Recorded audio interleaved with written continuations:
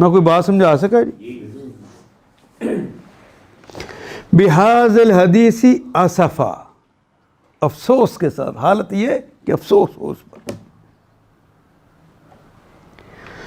اچھا تو اے محمد صلی اللہ علیہ وسلم، شاید آپ ان کے پیچھے غم کے مارے اپنی جان کھو دینے والے ہیں.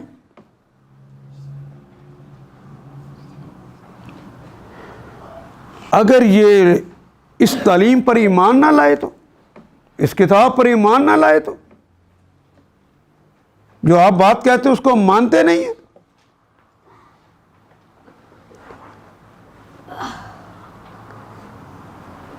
نہیں، دعوت تو آپ نے پہنچانی ہے. ادعو الی سبیل ربک، یہ تو اے محمد صلی اللہ علیہ وسلم آپ کی ڈیوٹی یہ ہے.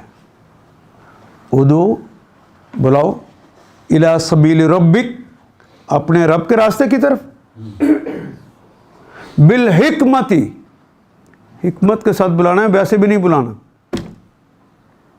والموعظۃ الحسنہ، اور جب پکارنے لگو، جب دعوت دینے لگو تو اس بات کا بھی خیال رکھ لینا کہ وہ کلمات جو تم نے چنے ہیں وہ بھی اچھے ہونے چاہیے، وہ نصیحت عمدہ انداز میں ہونی چاہیے. یہ تو ڈیوٹی ہے، یہ تو کام آپ نے کرنا ہے. لیکن اس سے آگے نہیں. تم تو اپنی جان ہی کھلا دینے لگے ہو. خود محمد رسول اللہ نے جو اپنی تصویر بنائی ہے،